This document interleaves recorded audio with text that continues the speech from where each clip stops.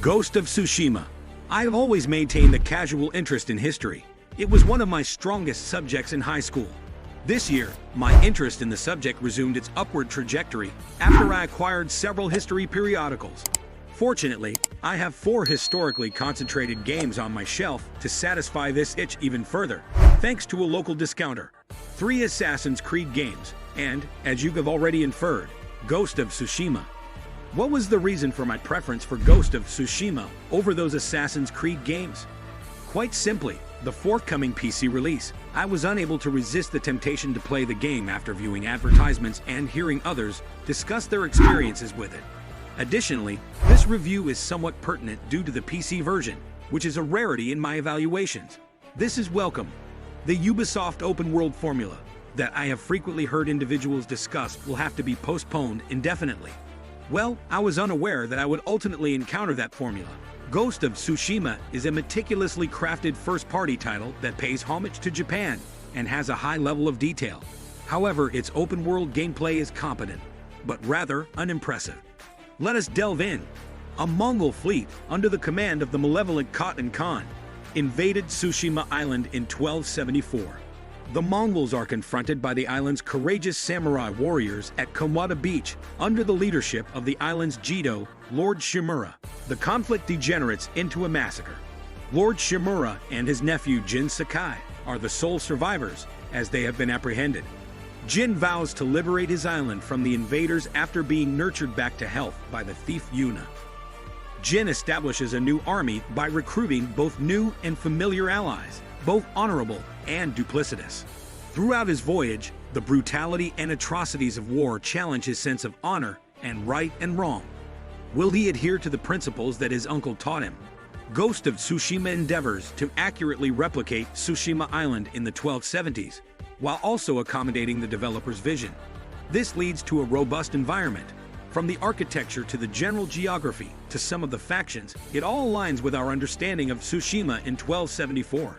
Nevertheless, elements such as haiku and katanas were anachronistically incorporated, as they are a significant aspect of old Japan in the views of the West. Additionally, the characters and circumstances are wholly fabricated. For instance, Clan Sakai was a genuine Japanese samurai clan. However, Jin is entirely a creation of Sucker Punch. Initially, the studio intended to incorporate actual historical figures. However, Sony Japan advised against it due to the potential for Japanese audiences to interpret their representations as insensitive. The game not only strives to be truly authentic to the era, but it also integrates numerous elements from the Japanese samurai films of the 1950s, particularly those directed by Akira Kurosawa. We offer not only the black and white Kurosawa visual mode, but also his renowned one-on-one duels. Subsequently, there is the narrative perspective on the samurai code's cost and the perpetual cycle of violence, a narrative point that is effectively communicated in both the writing and the world. You encounter numerous burned-down forests, ruined villages, and other similar structures.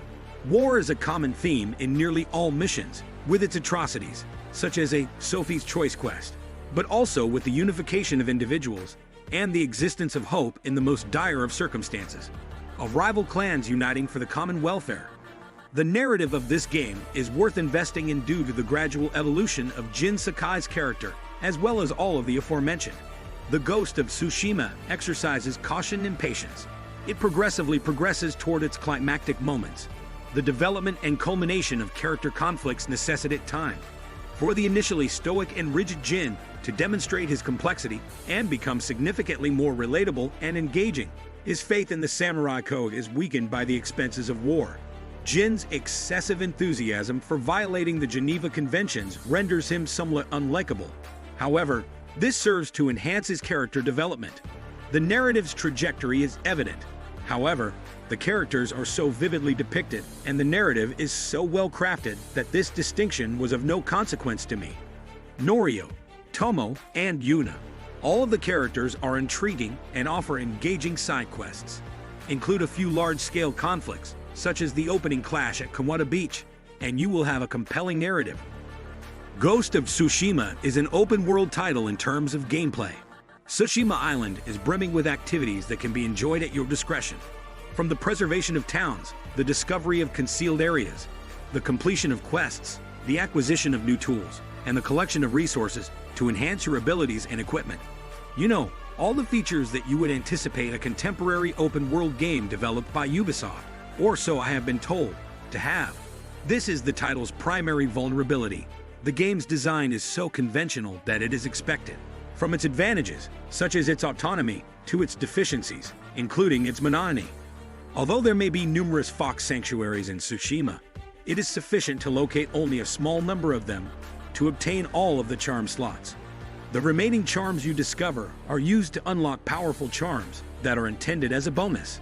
The game's difficulty curve is so smooth that there is no need to grind to level up and acquire skills in the skill tree. Additionally, experience is abundant. These types of decisions indicate that the game does not require players to exert themselves to optimize its gameplay layers. They maintain the secondary content as entirely optional activities, not as an optional action that the game anticipates you will take regardless. The guiding wind feature is also a pleasant addition. It directs you to your destination without the use of a mini-map, allowing you to maintain your focus on the world around you.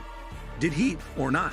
The act of engaging Mongols in a head-to-head battle with a katana involves a complex choreography of dodging, blocking, and parrying until your adversary is defeated. The 5 distinct perspectives are what add a touch of sophistication to this established methodology. The stone, water, wind, and moon stances are each more effective in breaching specific adversary defenses. For instance, shield adversaries are most susceptible to the water stance, although the primary function of each posture is to defeat enemies. The unique attributes of each stance can be employed for additional purposes. Just to mention one example, I discovered that the wind stance is an effective method for both evading and attacking. In any case, those troublesome Mongols certainly appreciate the power of numbers. Despite my initial sensation of being surrounded by a mob, I eventually acquired the ability to manage large groups with practice. If I began to experience feelings of overwhelm, I would incorporate one of Jin's ghost abilities to provide myself with an opportunity. Yes, those ghost abilities. An honorable samurai consistently employs his katana to confront his adversary directly.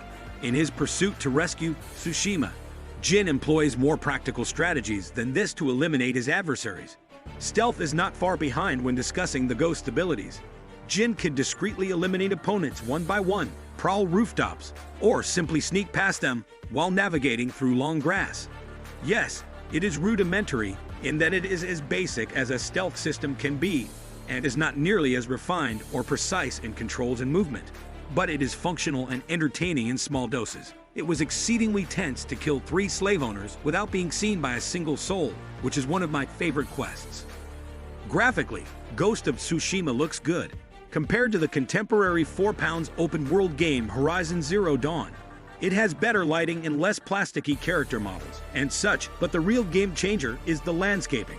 The beautifully realized Japanese geography combined with vibrant colors, such as the golden sunsets and the red tree forests, give this game the feel like it was made by a talented painter. One that specializes in serene landscapes, and it's nice, those sunsets over red leaf forests especially.